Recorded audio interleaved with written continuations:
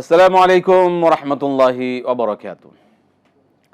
আলহামদুলিল্লাহি রাব্বিল আলামিন ওয়াস সালাতু ওয়াস সালামু আলা রাসূলিহিল কারীম ওয়া খাতামান নাবিয়্যিন ওয়া আলা আলিহি ওয়া সাহবিহি আজমাইন। সুপ্রিয় দর্শক, পৃথিবীর যে প্রান্ত থেকে আপনারা এই মুহূর্তে এটিএন বাংলার টিভি স্ক্রিনের সামনে আছেন, সকলকে স্বাগত জানাচ্ছি।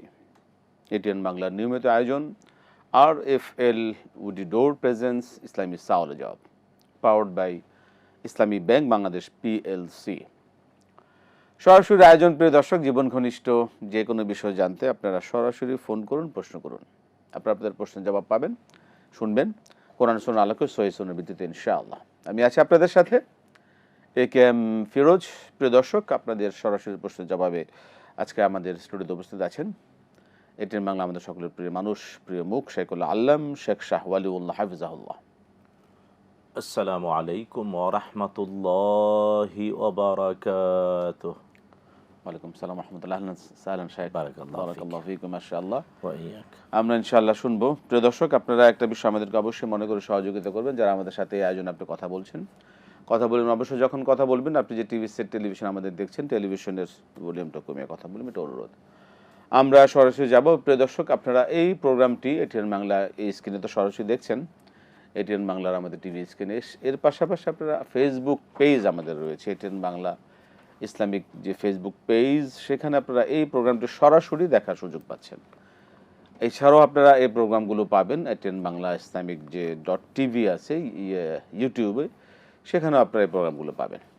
আমরা অলরেডি তাহলে ইনশাআল্লাহ মহতাম যেতে পারি, ইনশাআল্লাহ শুরু করতে পারি। জি দর্শক অলরেডি ফোন করছেন, কে আছেন, কি প্রশ্ন বলবেন? বিসমিল্লাহ। জি, আসসালামু আলাইকুম। ওয়ালাইকুম আসসালাম ওয়া রাহমাতুল্লাহ। জাযাকাল্লাহু খাইর। আরিফ চট্টগ্রাম থেকে। জি আরিফ সাহেব। জি, আমার প্রশ্ন হলো যে আমরা যে নামাজ পড়ি অনেক সময় আমাদের কপাল টুপি দিয়ে ঢাকা থাকে।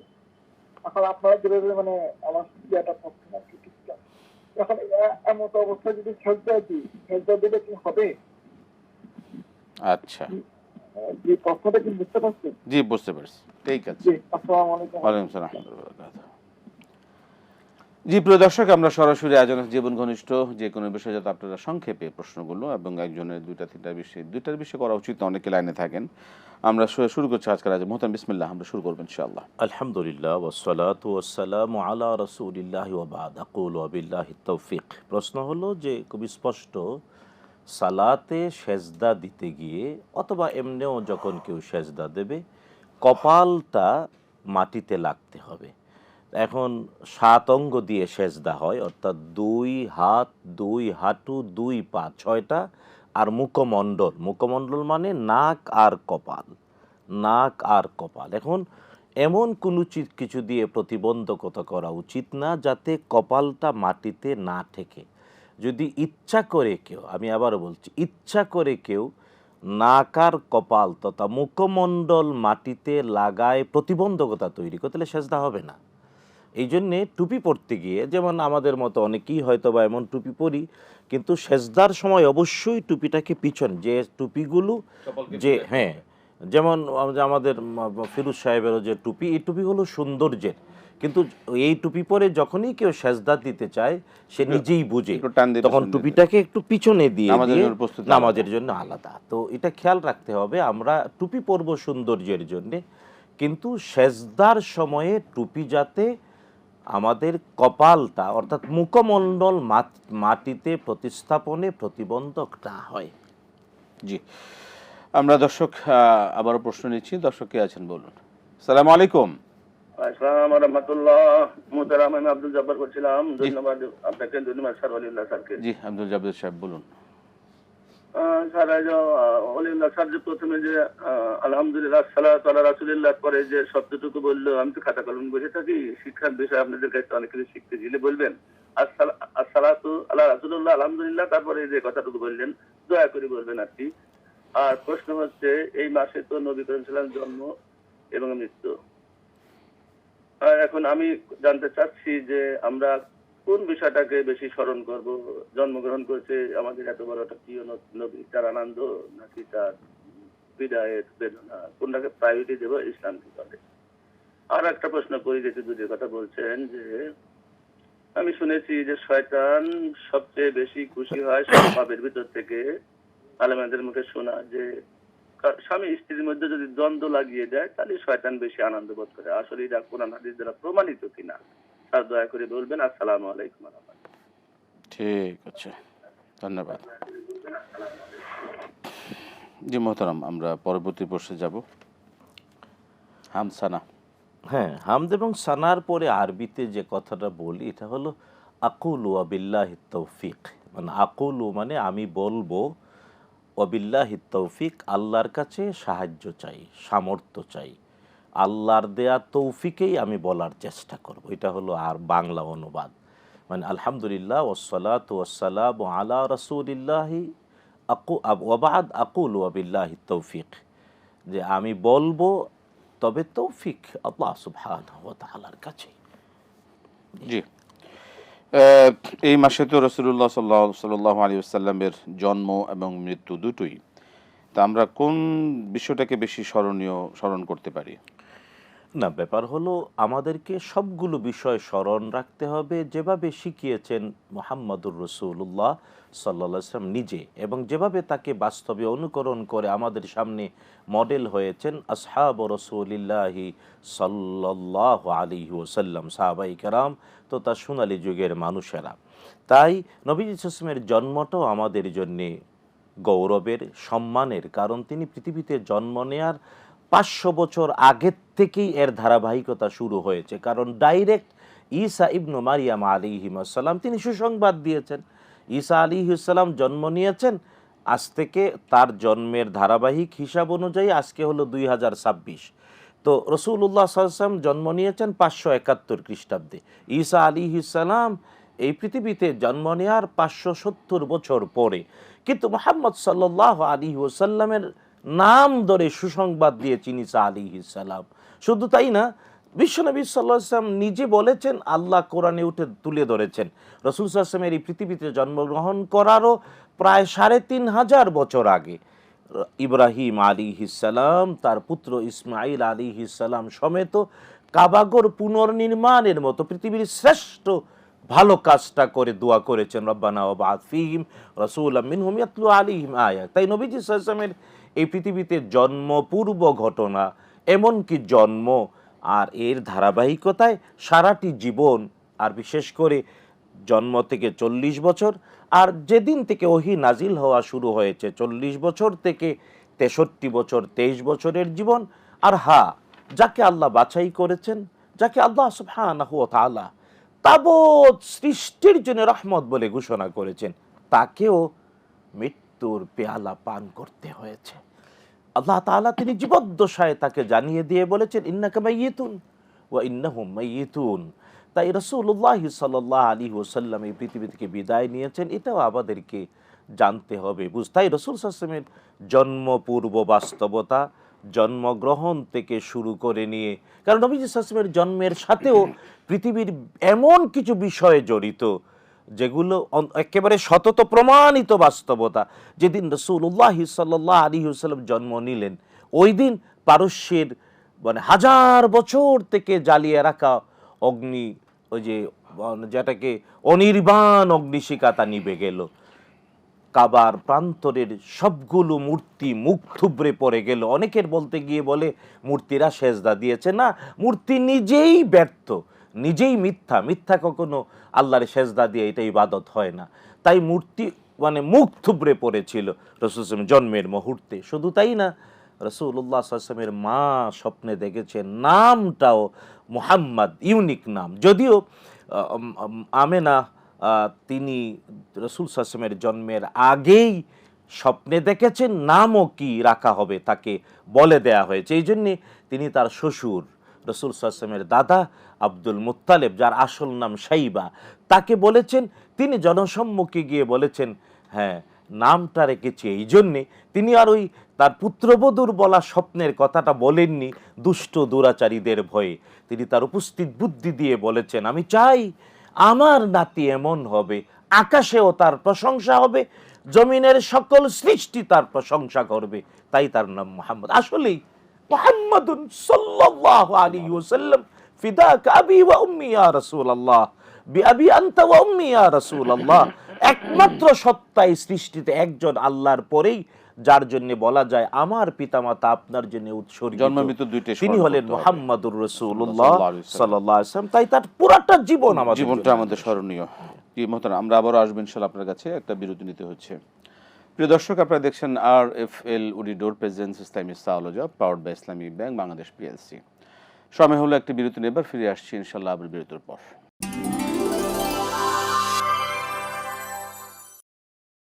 আসসালামু আলাইকুম ওয়া রাহমাতুল্লাহি ওয়া বারাকাতুহু।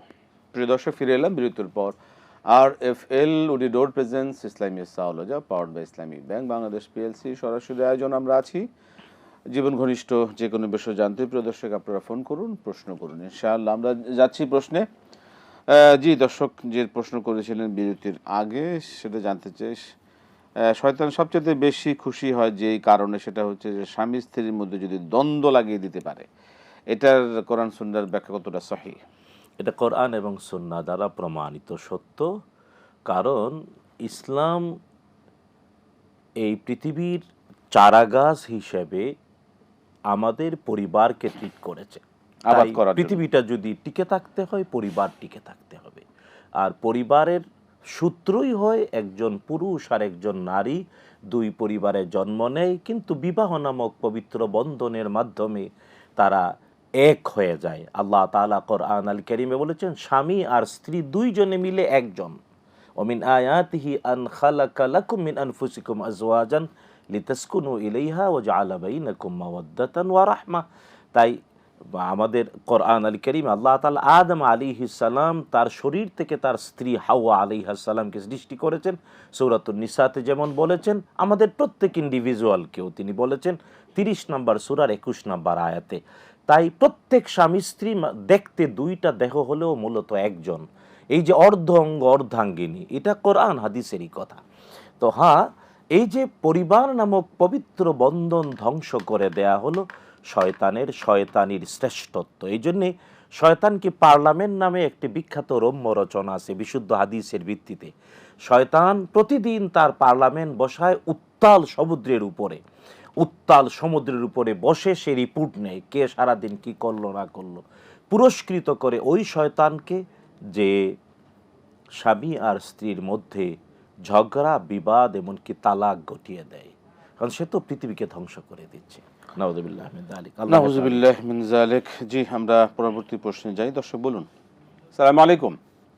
ওয়ালাইকুম আসসালাম ওয়া রাহমাতুল্লাহি ওয়া বারাকাতুহু। হুজুর, আমি জানতে চাইছি তাকবীরে তাহরিমা দেওয়ার পর আল্লাহু আকবার বলে, এখন মনে করেন যে আমি ইন্না জাহাতু দেই এবং কলিন্না সালাতু দেই, কলিন্না সালাতু দেই এবং সুবহানাকা আল্লাহুম্মা, তিনটা। এখন তিনটা কি না দিলে চলবে? তার মধ্যে কোনটা বাদ দেওয়া যাবে বা কোনটা দেওয়া যাবে এটা? আর 2 নম্বর প্রশ্ন হচ্ছে যে প্রতিদিন কি সূরা কাহাফ 10 আয়াত পড়তে হবে এবং মুখস্থ থাকাটা কি ভালো? প্রতিদিন রিভিশন দিতে হবে? আর 3 নম্বর হচ্ছে দরুদের সাফা কি করা যাবে? দরুদের সাফা বলা হয় যেটা, ওটা কি সঠিক কিনা, উচ্চারণ করা করতে যাবে বলেন কিনা? তো দরুদের আপনি কোনটা পড়েন? দরুদের শেফা আপনি কোনটা পড়েন? আপনি আমি দরুদের করি না অবশ্য হুজুর, আমি দরুদের সাফা করি না। আমাকে বলছে একজনে, তো আমি বলতেছি আমি জিজ্ঞেস করিনি, আমি তো এই চ্যানেল সবসময় ফলো করি ঠিক এবং আছে। এইটা থেকে আমি শিখতেছি আলহামদুলিল্লাহ। 20-22 বছর হলো। জি, তাকবীরে তাহরিমার যে বিষয়টা মোহতারাম বুঝতে পারলেন? জি।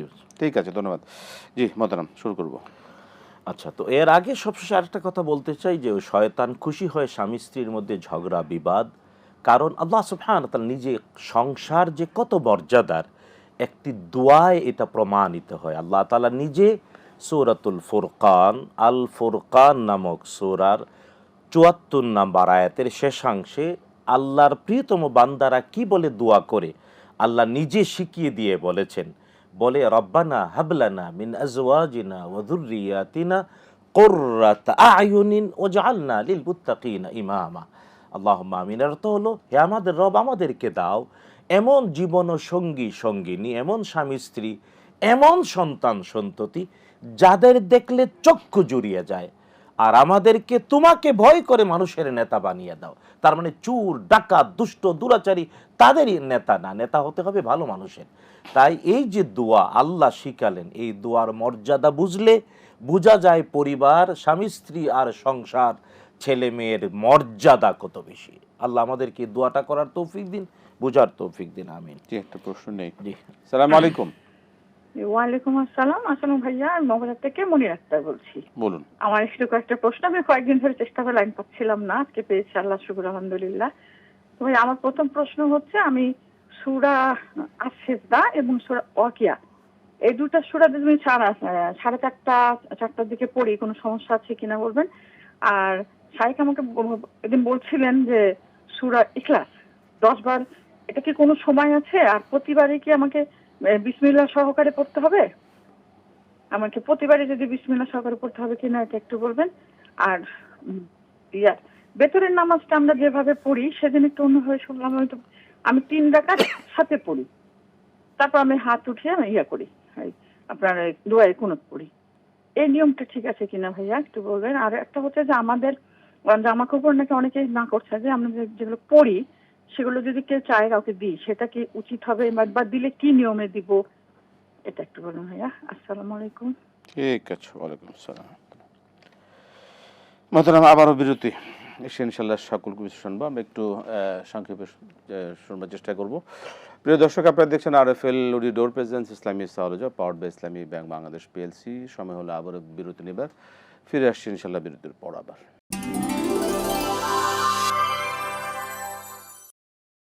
আসসালামু আলাইকুম রহমতুল্লাহ বরকাত। প্রিয় দর্শক, ফিরে এলাম বিরতির পর। RFL Ledo door presence Islami সাওলজা powered by Islami bank Bangladesh PLC সরাসরি আয়োজনে আছি আমরা। জীবন ঘনিষ্ঠ যে কোনো বিষয় জানতে আপনারা ফোন করুন, প্রশ্ন করুন। মোহতারাম, অনেকগুলো প্রশ্ন, একটু যদি আমাদেরকে একটু সময়ের দিকে একটু, যেমন তাকবীরুত তাহরিমার পরে যে কথাটা বললেন, মানে সালাতে ফরজ, ওয়াজিব, সুন্নত, মুস্তাহাব যে কোনো সালাতে আল্লাহু আকবার বলে তাকবীর তাহরিমা বাঁধার পরে সানা হিসেবে যে কোনো একটা পড়লেই এনাফ, বিশুদ্ধ যে কোনো একটি সানা পড়লেই যথেষ্ট। অনেকগুলো রয়েছে হাদিসে, একটা পড়লেই। সেই ক্ষেত্রে যদি সুযোগ থাকে কেউ 2-3টা পড়লে তো সমস্যা নেই। তবে এই ক্ষেত্রে ইমাম হলে তাকে ব্যালেন্স রক্ষা করতে হবে। ইমাম যেন 3টা সানা না পড়েন, ইমাম যেন লম্বা রুকু, লম্বা সেজদা না দেন, লম্বা কেরাত না করেন। অবশ্যই মুক্তাদিদের অবস্থা বিবেচনায় নিয়ে সচেতন, বিবেকবান, বুদ্ধিসম্পন্ন সত্তা হবে ইমাম। একাকী নামাজ পড়লে যত লম্বা ইচ্ছা করা যায়। রাইট। প্রতিদিন কি সূরা কাহাফ পড়া যায়? আসলে মুখস্থর ফায়দাটা কি? না, পড়া উচিত, ভালো। তবে অনুরোধ হলো শুধু সূরাতুল কাহাফ বা অন্য সূরাগুলো আপনি পড়বেন, আপনি 30 পারা সূরাতুল ফাতিহা থেকে সূরাতুন নাস পর্যন্ত ধারাবাহিক পড়বেন না, এটা কিন্তু পড়া উচিত। কারণ মুহাম্মদুর রাসূলুল্লাহ সাল্লাল্লাহু আলাইহি ওয়াসাল্লামের সাহাবায়ে কেরাম সর্বনিম্ন 3 দিনে খতম করেছেন, 7 দিনে করেছেন, 15 দিনে করেছেন, 30 দিনে করেছেন, 40 দিনে করেছেন। 1 বছরে অবশ্যই একবার 30 পারা কোরআন দেখে দেখে পড়তে হবে। এটা নাইলে ইমানের দাবি করা কঠিন, খুবই কঠিন বিষয় আসলে। দরুদে শেফা, দুরুদে শেফা নামে কোনো দুরুদ আমাদের জানা নাই। শব্দগুলো যদি তিনি বলতেন তাহলে আমরা বলতে পারতাম। এটা আমাদের সমাজে বেশ কিছু ওজিফা, এরা ওই দুরুদে নারিয়া, দুরুদে তুনাজ্জিনা, দুরুদে শিফা এই ধরনের নাম দিয়েছে, দুরুদে লাখিয়া, দুরুদে লাখ, এগুলা সবই বানানো, মানুষের বানানো, সহিহ সুন্নাহ দ্বারা সেভাবে আমল দ্বারা প্রমাণিত নয়। সূরাতুল আস-সাজদা এবং সূরাতুল ওয়াকিয়া 4:30 এই সময় পড়া যাবে কিনা? অবশ্যই পড়া যাবে কোনো সময়। তবে উত্তম হলো, মানে একটা আমল বলি যেটা রাসূলুল্লাহ সাল্লাল্লাহু আলাইহি ওয়াসাল্লাম আমাদের উদ্বুদ্ধ করেছেন, তা হলো সুন্নত পরে ফরজের আগে, সুন্নত পড়ে ফেললো ফজরের অথবা যে কোনো সালাতের সুন্নত পড়লো, ফরজ পড়ার মাঝখানে অন্তত 50 আয়াত কোরআনের তেলাওয়াত করা রাসূলুল্লাহ সাল্লাল্লাহু আলাইহি ওয়াসাল্লামের অভ্যাস ছিল। এবং ফজরে, প্রত্যেক ফজরে সুন্নত পড়ছেন, তারপরে 50 আয়াত পড়ার পরে বেলাল ইকামাত দিতেন। এটা হারিয়ে যাওয়া একটা সুন্নাহ, এটা আমল করা অনেক বড় সৌভাগ্যের। এবং রাসূল একটা হাদিস আছে, নবী সাল্লাল্লাহু আলাইহি ওয়াসাল্লাম বললেন যে কেমন আছো যার কোনো পুঁজি ছাড়া শুধু লাভ আর লাভ, পুঁজি ছাড়া ব্যবসা, শুধু লাভ আর লাভ। সাহাবায়ে কেরাম অবশ্যই নবী বলেন তাইলে আজান আর ইকামতের মাঝখানে সুন্নত পড়েছ, ফরজের আগে কোরআন কারীমের তেলাওয়াত এই করো, চর্চাটা- একটা আয়াত পড়ো, তাইলে মানে এই চর্চাটা আমাদের কম আসলে, কিন্তু আমাদের আরবে দেশে এটা খুবই, আরবে মসজিদগুলোতে এটা তারা এটা খুব পড়েন। জি। জি, আমরা পরবর্তী প্রশ্নে যাই। একটা বিষয় যে সিজদা ওয়াকিয়া সম্ভবত রাতের আমল, তো ওই জন্য মনে তিনি 4:30 যদি রাতের কে উদ্দেশ্য করে পড়ে তাহলে সমস্যা নেই বললাম, পড়তে তবে পারে। ওই আমলটাও মানে জি। আমরা বিনীত অনুরোধ করলাম। আচ্ছা, সূরা ইখলাস 10 বার, এটা সময়টা কিভাবে বিসমিল্লাহ না, সহ পড়তে হবে কিনা? যখনই কোনো সূরা পড়বেন, পূর্ণ সূরা, হুম। শুধুমাত্র আত-তাওবা ছাড়া যে কোনো সূরা সূচনা থেকে শুরু করলে অবশ্যই বিসমিল্লাহ সহ পড়তে হবে। আর আউযুবিল্লাহ তো বটেই, আউযুবিল্লাহ পড়া তো ওয়াজিব। আর সূরাতুল মানে আত-তাওবা ছাড়া প্রত্যেকটা সূরাত প্রথমে বিসমিল্লাহ আল্লাহ নিজে যুক্ত করে দিয়েছেন, ওইভাবে লৌহে মাহফুজে সংরক্ষিত আছে। জি, আমরা প্রশ্নে যাই। দর্শক বলুন। আসসালামু আলাইকুম। ওয়ালাইকুম আসসালাম, আমি খুলনা থেকে বলছি। জি জি, অবশ্যই। আমার 5 ওয়াক্ত ফরজ নামাজের পর আমরা যে দোয়াগুলো পড়ি, এই দোয়াগুলোকে সালাম ফিরানোর আগে পড়বো না পরে পড়বো? ফরজের পর যে দোয়া তাসবিহ, এগুলো পড়ি। দোয়া তাসবিহটা কি সালাম ফেরানোর আগে না পরে নাকি? ফরজ নামাজের পরে যে দোয়াগুলো পড়ি, সালাম ফিরানোর আগে পড়বো না পরে? আচ্ছা, ঠিক আছে, এটাই প্রশ্ন। আর একটা প্রশ্ন আমার, আমি একটু অসুস্থ, তা মানে আচ্ছা। গায়ে বল পাই না, অতিরিক্ত দুর্বল, তা এমন কোন দোয়া আছে আমি সেই দোয়াটা পড়তে পারি? অসুস্থতার জন্য দোয়া, ঠিক আছে, শক্তি পাচ্ছেন না। আসসালামু আলাইকুম। ওয়ালাইকুম আসসালাম ওয়া রাহমাতুল্লাহ। মুহতারাম, বিতরের বিষয়টা তো নিজেভাবে পড়েন আমাদের হ্যাঁ, দর্শক। বিতির একসাথে 3 রাকাত যদি পড়েন এটাও প্রমাণিত, কিন্তু ব্যাপার হলো পদ্ধতিটা আমাদের বাংলাদেশে যেভাবে একসাথে 3 রাকাত পড়তে গিয়ে মাগরিব থেকে আলাদা করার জন্য তৃতীয় রাকাতে মানে সূরাতুল ফাতিহা অন্য কেরাত পড়ার আগে উল্টা আল্লাহু আকবার তাকবীর দিয়ে কুনুত পড়া হয়, এটাকে জমহুর উলামারা গ্রহণ করেন নাই। আমাদের সাবকন্টিনেন্টের হানাফি যারা তারা গ্রহণ করেছেন, এমনকি তুরস্কের যারা হানাফি, সিরিয়ার যারা হানাফি, ইরাকের যারা হানাফি, তারাও বিতির আমাদের এই সাবকন্টিনেন্টের মতো শুধু উল্টো তাকবীর দিয়ে মাগরিব থেকে ভিন্ন পড়ে না, বরং তারা কীভাবে, তারা একসাথে 3 রাকাত পড়লে আপনি দ্বিতীয় রাকাতে আত্তাহিয়াতু পড়বেন না, এটা হলো অতি বিশুদ্ধ। আল্লাহু আ'লাম বিসসাওয়াব। দাঁড়িয়ে যাবেন। একটাই আত্তাহিয়াতু পড়বেন সর্বশেষ রাকাতে। আর দোয়া কোনটা কখন পড়বেন? দয়া কোনো রুকুতে যাওয়ার আগে অথবা রুকু থেকে তৃতীয় উঠে রাকাতে। দাঁড়িয়ে তৃতীয় রাকাত। তৃতীয় রাকাতে রুকু থেকে যাওয়া আগে বা পরে। হুম। জি, আমরা পরবর্তী প্রশ্নে যাই।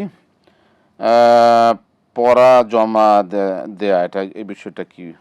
না, ব্যাপার হলো জামা কাপড় অন্য কাউকে দেয়া এটা সুন্নাহ। মুহাম্মাদুর রাসূলুল্লাহ সাল্লাল্লাহু তাআলা আলাইহি ওয়াসাল্লাম তার গায়ের জামা একজন কবিকে উপহার দিয়েছেন। তিনি তার জামাতা আলী ইবনে আবি তালিবকে দিয়েছেন। নবী সাল্লাল্লাহু আলাইহি ওয়াসাল্লাম 70টি উটের বিনিময়ে একটা রাজকীয় পোশাক, ইয়ামানি পোশাক ক্রয় করেছিলেন। নবী সাল্লাল্লাহু আলাইহি ওয়াসাল্লাম একদিন ব্যবহার করে আলী রাদিয়াল্লাহু আনহুকে দিয়ে দিলেন 70টি উটের বিনিময়ে একটি পোশাক। রাসূলুল্লাহ সাল্লাল্লাহু আলাইহি ওয়াসাল্লাম নিজে গায়ে দিলেন, পরলেন একদিন, তারপরে আলী রাদিয়াল্লাহু আনহুকে দিলেন। তো নিজের গায়ের পোশাক দেওয়া সুন্নাহ।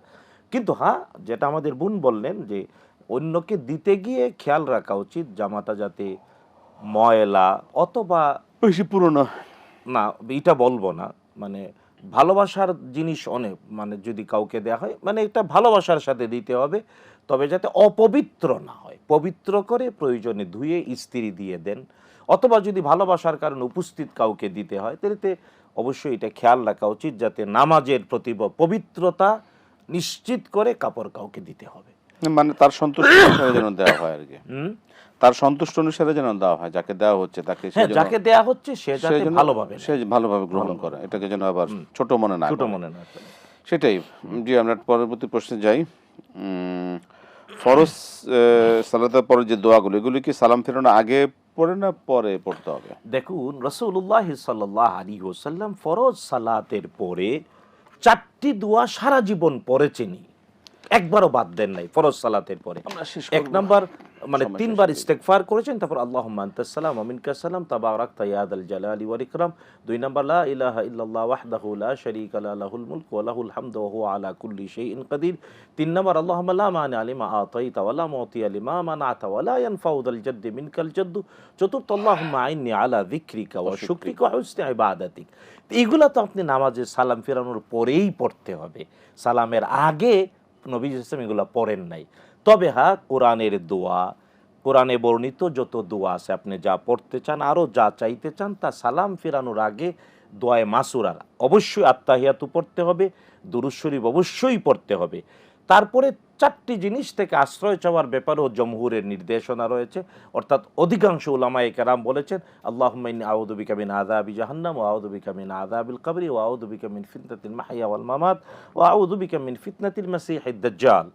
এরপরে ব্যক্তি যত দোয়া পারে কোরআনের হাদিসের তা করতে শেষ পারবে। প্রশ্ন, আমরা যে শরীরে শক্তি পাচ্ছেন না, কি দোয়া আমল রয়েছে? উচিত আইয়ুব আলাইহিস সালামের দোয়াটা করা। আইয়ুব আলাইহিস সালাম তিনিও তার সহায় সম্পত্তি, রাজত্ব, শরীর সবকিছু চলে, তিনি একটি দোয়া করলেন, আল্লাহ তুলে ধরেছেন রব্বি আন্নী মাসানিয়াদ দুররু ওয়া আনতা আরহামুর রাহিমিন। রব্বি আন্নী মাসানিয়াদ দুররু ওয়া আনতা আরহামুর রাহিমিন, অর্থাৎ হে আমার রব, আমাকে কষ্ট পেয়ে বসেছে আর তুমি হলে অতি দয়ালু। কষ্ট দূর করে দাও। মোহতারাম, অসংখ্য ধন্যবাদ আপনাকে, জাযাকাল্লাহ খায়ের। অনেকগুলো বিষয় আমরা অবগত হলাম কোরআন সুন্নাহ আলোকে। প্রিয় দর্শক, আপনাদের মূল্যবান প্রশ্নগুলোর মাধ্যমে কিন্তু এই জ্ঞানগুলো আমরা অর্জন করছি। এইভাবে আমরা সবসময় পাশে থাকবো, সবসময় জানবার চেষ্টা করবো ইসলাম জানা এবং মানার ধর্ম। আল্লাহ পাক আমাদের কবুল করুন। আজকে বিদায় নিচ্ছি। আসসালামু আলাইকুম ওয়া রাহমাতুল্লাহি ওয়া বারাকাতুহু।